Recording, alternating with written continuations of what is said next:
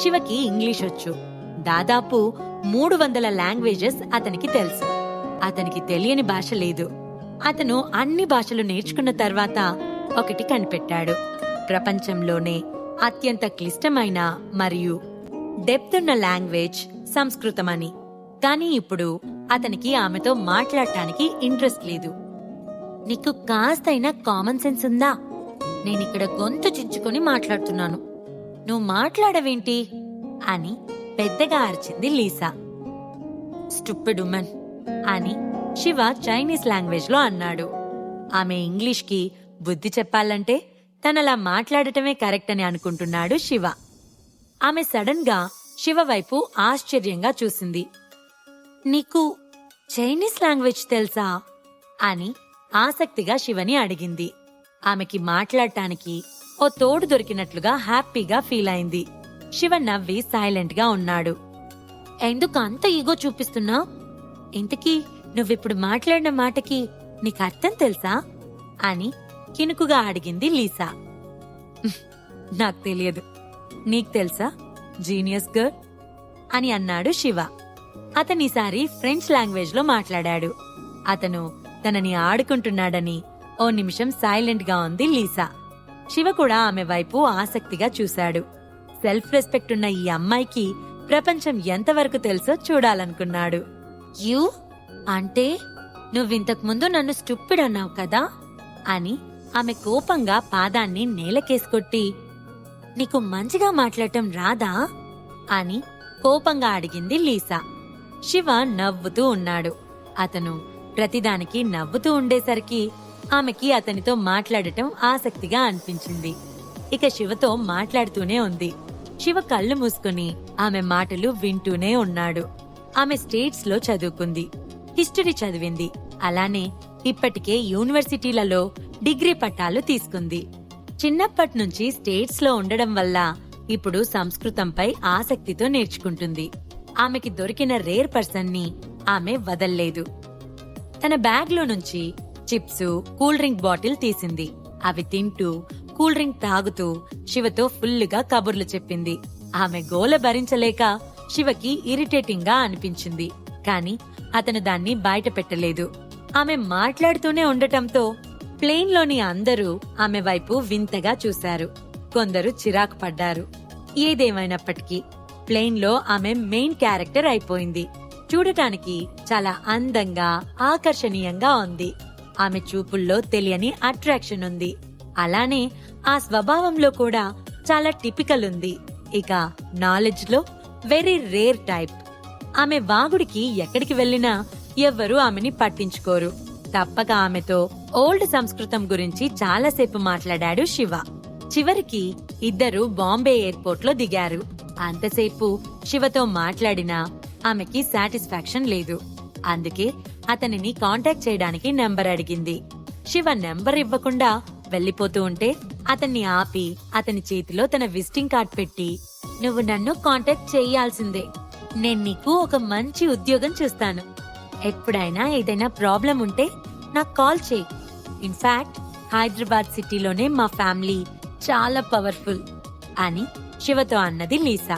శివ ఆమెను పట్టించుకోకుండా వెళ్లి టాక్సీ ఎక్కాడు. అతను సిటీలోని అభినవ్ సెంట్రల్ టవర్స్ కి వెళ్తున్నాడు. అతని చేతిలో most powerful golden business card ఉంది. అది ఓపెన్ చేశాడు. లీసా భూపతి నందా అని అందులో ఉంది. అది చదివిన శివ, ఈ అమ్మాయి హైదరాబాద్ సిటీలోని నందా ఫ్యామిలీకి చెందింది అని ఊహించాడు. నందా ఫ్యామిలీ పర్సన్స్ దేశంలోనే అనేక చోట్ల తమదైన ముద్ర వేస్తున్నారు. శివ 1 అవర్ లో అభినవ్ సెంట్రల్ టవర్స్ కి చేరుకున్నాడు. అది Abhinav group of industries. Bombay సిటీలోనే వీళ్ళకి ప్రత్యేక హోదా ఉంది. హైదరాబాద్ లో వీళ్ళ బ్రాంచెస్ చాలా ఉన్నాయి. 0 నుంచి స్టార్ట్ అయిన అతను ఈ రోజు ఇండియాలోనే పవర్ఫుల్ పర్సన్స్ లో ఒకడు. శివ కార్ దిగి నేరుగా అభినవ్ గ్రూప్స్ ఫస్ట్ ఫ్లోర్ లోకి వెళ్లి రిసెప్షన్ ని కలిశాడు. Hello sir, what do you want అని అడిగింది రిసెప్షనిస్ట్. నేను అభినవ్ ని కలవాలి అని అన్నాడు శివ. ఆ మాటతో అక్కడున్న వాళ్ళంతా షాక్ అయ్యి శివని చూశారు. కొంతమంది సెక్యూరిటీ గార్డ్స్ కూడా గంభీరంగా అతని దగ్గరికి వచ్చారు. సార్, మీరు జోక్ చేస్తున్నారా? మీరు మా బాస్ కోసం వచ్చారా?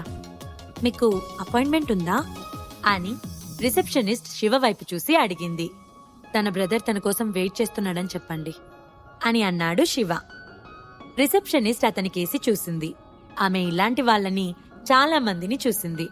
ఇంతకు ముందు కూడా ఓ వ్యక్తి వచ్చి తను అభినవ్ పెద్దన్నయ్యనని చెప్పాడు. దాదాపు 10 అవర్స్ అక్కడే వెయిట్ చేసి చేసి వెళ్లిపోయాడు. అది గుర్తుకు రాగానే ఆమె, నువ్వు జోక్ చేస్తున్నావా? నువ్వు మా బాస్ బ్రదర్వా అని వెటకారంగా అడిగింది. సరిగ్గా అదే సమయంలో తల మీద 1/2 ఎకరం పోయిన ఓ వ్యక్తి లిఫ్టులో నుంచి కిందకి దిగి శివ వైపు వెటకారంగా చూస్తూ, హే, ఎవరితను? ఇతని లోపలికెందుకు రానిచ్చారు? బయటికి గంటేయండి అని సెక్యూరిటీని పిలుస్తూ, ఎవరు నువ్వు? నీ డ్రెస్ ఏంటి అలా ఉంది? నువ్వు స్టూడెంట్లా ఉన్నావు. నీ జుట్టు కూడా చెత్త చెత్తగా ఉంది అని శివతో వెటకారంగా అన్నాడు. అప్పటికే చాలా మంది సెక్యూరిటీ గార్డ్స్ శివ చుట్టూ చేరారు. మర్యాదగా నువ్వు బయటకెళ్ళు, లేదంటే మా వాళ్ళు బలవంతంగా నిన్ను బయటికి పంపించేయాల్సి ఉంటుంది. పానీ పాట లేని వాళ్ళంతా ఇక్కడికి వస్తూ ఉంటారు అని విసుక్కున్నాడు ఆ వ్యక్తి. నేనిక్కడ అభినవ్ని కలవడానికి వచ్చాను, అతన్ని పిలుస్తారా అని అన్నాడు శివ. మా బాస్ని పేరు పెట్టి పిలవడానికి నీకెంత ధైర్యం, ఎంత అహంకారం! నువ్వొక ఆకతాయిలా ఉన్నావు. నువ్వు మా బాస్కి బ్రదర్ అని చెప్పటానికి నీకెంత పొగరు! నువ్వు మా బాస్ని చూశానని చెప్పినా నేను నమ్మను అని శివతో అని, ఇతనేదో పిచ్చివాడ్లా ఉన్నాడు, ముందతన్ని గేట్ నుంచి బయటికి పంపించేయండి అని సెక్యూరిటీని అరిచాడు బట్టతల వ్యక్తి. ఆ వ్యక్తి చాలా సంవత్సరాల నుంచి అభినవ్ కంపెనీలో సీనియర్ ఎగ్జిక్యూటివ్ వర్క్ చేస్తున్నాడు. అతనికి కంపెనీలో అధికారం ఉండటం సహజం. అలానే అతనికి అభినవ్ సర్కిల్ మోస్ట్లీ తెలుసు. అతనెప్పుడు శివని చూడలేదు. ఇంతలో కొంతమంది సెక్యూరిటీ గార్డ్స్ వాళ్ళ దగ్గరున్న లాఠీలతో శివని కొట్టబోయారు. కాని అంతలోనే ఏమైందో, వాళ్ళ తలలు పట్టుకుని వాళ్లే గట్టిగా అరుస్తున్నారు. అప్పటికి గాలివానలా శివ తనున్న చోటు నుంచి అదృశ్యమయ్యాడు. అతను 10 మీటర్ల దూరం అవతలికి వెళ్లి నిల్చున్నాడు. ఆ సిచ్యువేషన్ చూసిన సెక్యూరిటీ గార్డ్స్ భయంతో వణుకుతూ జరిగిందాన్ని నమ్మలేకపోతున్నారు. శివ గాలిలోనే తాడులా మారి అందరినీ మోకాళ్లపై కొడుతున్నాడు. ఆ దెబ్బకి వాళ్ళు కింద పడిపోతున్నారు. శివ నార్మల్ స్టేజ్కొచ్చి నిల్చొనుండేసరికి బట్టతల వ్యక్తి కోపంగా, ఎవరు నువ్వు? ఏంటి ఇక్కడ నీ ట్రిక్స్ ప్లే చేస్తున్నావా? నీకు నా సంగతి తెలీదు అని పిడికిలి బిగించాడు. శివ తన పిడికిలి బిగించి ఆ బట్టతల వ్యక్తి తలపైన కొట్టాడు. ఆ దెబ్బకి అతని తలలో ఎముకలు విరిగినట్లుగా శబ్దమొచ్చింది. నొప్పికి అతను వణికిపోతున్నాడు. అతని బాడీ చచ్చుపడిపోయేలా ఉంది. అందరూ శివని ఆశ్చర్యంగా చూస్తున్నారు. శివ రిసెప్షనిస్టుతో, నేను అభినవ్ని కలవాలి అని అన్నాడు. ఆమె భయం భయంగా శివ వైపు చూస్తూ ఉంది. శివ తన తాతగారిని కలవకుండా అభినవ్ దగ్గరికి ఎందుకు వెళ్లాడు? శివ దాచిపెట్టిన తన శక్తిని మళ్లీ బయటకు తీస్తున్నాడు. అది ఎలాంటి అనర్థాలకి దారితీస్తుంది? ఇప్పుడు అభినవ్ వచ్చి శివని కలుస్తాడా? ఈ ప్రశ్నలకు సమాధానాలు తెలుసుకోవాలంటే నెక్స్ట్ ఎపిసోడ్ వినాల్సిందే. క్రింద ఇచ్చిన లింక్ ని క్లిక్ చేసి పాకెట్ ఎఫ్ఎం యాప్ ని ఇన్స్టాల్ చేసుకోండి. Stay tune to pocket FM.